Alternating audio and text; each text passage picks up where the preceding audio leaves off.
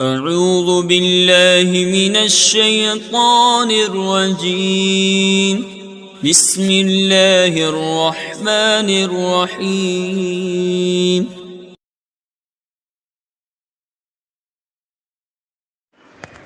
یہ دیکھیں، اصل میں پہلے ہر چیز کا اسلوب سمجھا جاتا ہے۔ قاعدہ یہی ہے کہ جو حرف عربی میں نہ ہو تو اس کا ما قبل حرف لیا جاتا ہے۔ اب قاف عربی میں نہیں ہے تو اس کا ما قبل حرف لیا جائے گا، اصول یہی ہے۔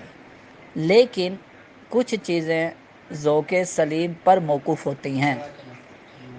اب یہ ذوق سلیم اس بات کا فیصلہ کرے گا کہ قاف کی جگہ غائن رکھا جائے یا جیم رکھا جائے یا کاف رکھا جائے۔ یہ چیزیں ذوق سلیم سے تعلق رکھتی ہیں۔ اب اس میں کوئی قاعدہ کلیہ تو ہے نہیں کہ قاف کی جگہ نون رکھا جائے یا جیم رکھا جائے یا کاف رکھا جائے، تو یہ چیزیں ذوق سلیم سے تعلق رکھتی ہیں۔ اور ذوق سلیم کس طرح پیدا ہوتا ہے؟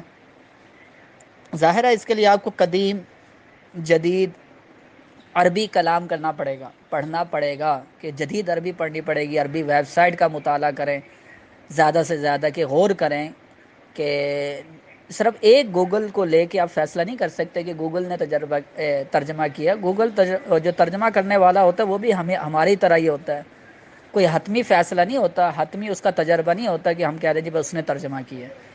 اس کے لیے یہی ہے کہ آپ زیادہ سے زیادہ عربی ویب سائٹ کا مطالعہ کریں۔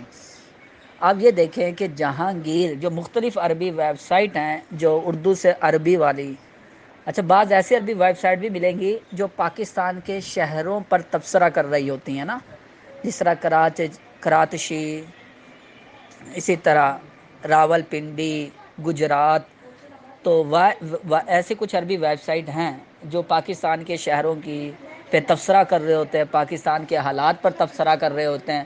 تو ان کو پڑھا جائے، ان کو دیکھا جائے کہ وہ جو ہمارے شہروں کا جب عربی ترجمہ کرتے ہیں تو کیا لفظ استعمال کرتے ہیں۔ تو تائید کے اندر ان کی 2-3 ویب سائٹ کا مطالعہ کیا جائے تو دے سکتے ہیں کہ ابھی میں نے مطالعہ کیا ہے، 2-3 ویب سائٹ دیکھی ہیں، تو زیادہ تر وہ لفظ راول پنڈی یا جہانگیر کو اس حرف سے لکھتے ہیں، تو پھر بطور تائید اس کو لیا جا سکتا ہے۔ اب میرے خیال سے اتنی حاجت نہیں ہے کہ گروپ کے اندر اس لفظ پہ ہی سارے اس طرح فیصلہ کریں۔ زیادہ سے زیادہ اگر کسی نے تائید کے طور پر عرب ویب سائٹ کا حوالہ دے سکتے ہیں کہ مختلف ویب سائٹ میں یہ لفظ اس طرح ادا کیا گیا، تب تو سمجھ میں آتا ہے۔ میرے خیال سے اب اس طرح فضول، اس طرح زیادہ میسج نہ کیے جائے ورنہ دوسرے بھی پریشان ہوں گے۔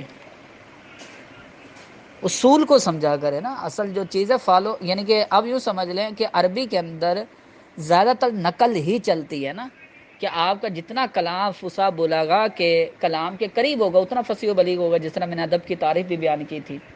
تو اس لیے آپ جدید عربی کا مطالعہ کریں، جدید عربی ویب سائٹ کو مطالعہ کریں، آپ بطور دلیل، بطور حوالہ ان کو آپ پیش کریں بس۔